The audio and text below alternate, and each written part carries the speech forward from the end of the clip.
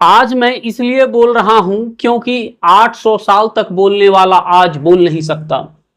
दुनिया का दूसरा प्राचीनतम विश्वविद्यालय कहा जाने वाला आज मात्र 23 हेक्टेयर भूमि में केवल अवशेष के रूप में है, और वह भी कहा जाता है कि यह भूमि पूरे विश्वविद्यालय का मात्र 10% ही था।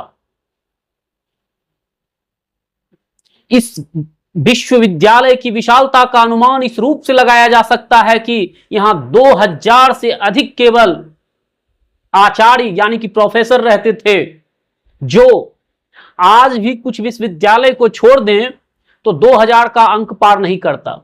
परंतु दुर्भाग्य, यह प्राचीनतम विश्वविद्यालय विश्व के इतिहास में भी यूनेस्को धरोहर स्थल की सूची में केवल एक खंडहर के रूप में अंकित है।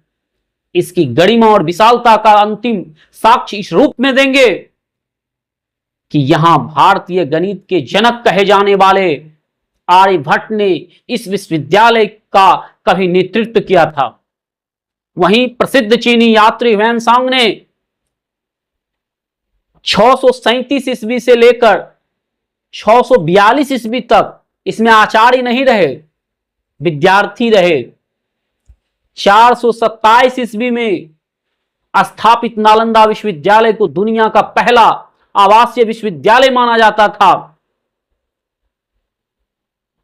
ऐतिहासिक प्रमाण की माने तो नालंदा विश्वविद्यालय लंदन की प्रतिष्ठित ऑक्सफोर्ड यूनिवर्सिटी से भी 500 वर्ष पहले स्थापित हुआ था। तक्षशिला, नालंदा, विक्रमशिला विश्वविद्यालय जैसे शिक्षा का केंद्र जो हमारे वैदिक, आयुर्वेद, खगोल, गणना एवं योग आदि शिक्षा के मूल को आगे बढ़ाने का काम किया।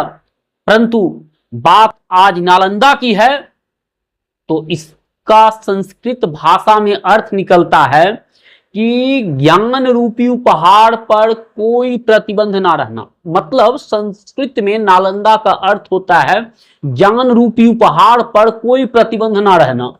शायद इसीलिए यहां विद्यार्थी प्रवेश के लिए कठिन परीक्षा तो होती थी, लेकिन प्रवेश के बाद खाने रहने के साथ साथ चिकित्सा भी मुफ्त थी।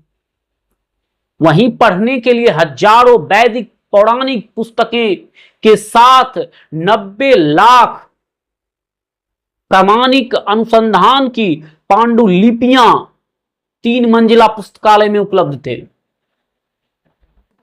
इसकी विशालता का अनुमान ऐसे भी लगाया जा सकता है कि जहां 10,000 से ज्यादा केवल विदेशी छात्र पढ़ते थे, दूसरी ओर आचार्य और प्रधान आचार्य की नियुक्ति लोकतांत्रिक पद्धति से उस समय विश्वविद्यालय में होती थी, जिसकी नियुक्ति या चयन विद्यार्थी करते थे, जिससे कि शिक्षा और प्रशासन सशक्त हो सके। आज इस धरोहर एवं गौरवपूर्ण विश्वविद्यालय को पुनर्जीवित किया गया। धन्य हैं हम, हमारा देश और हमारे शासक सम्राट कुमारगुप्त, जिन्होंने इतनी बड़ी शिक्षा के केंद्र को जन्म दिया, पूरा विश्व विद्यार्थी के रूप में शरण लिया। सोचने की बात यह है कि क्यों सन की पागल तुर्की एक आम सेनापति बख्तियार खिलजी आक्रमणकारियों की एक सैन्य टुकड़ी के साथ विश्वविद्यालय को जलाकर पूरी तरह खत्म कर दिया। जो तुर्की शासक कुतुबुद्दीन ऐबक का एक आम सेनापति था, और वह भी सिर्फ इसलिए क्योंकि विश्वविद्यालय के एक आयुर्वेदाचार्य ने उसे गंभीर बीमारियों के बदले एक नया जीवन दान दिया। आज नालंदा विश्वविद्यालय फिर से चर्चा में इसलिए है क्योंकि 455 एकड़ में फैले इस नए विश्वविद्यालय परिसर में इस समय कुल 17 देश के 400 स्टूडेंट पढ़ाई कर रहे हैं। इस विश्वविद्यालय में एशिया की सबसे बड़ी लाइब्रेरी बनाई जा रही है।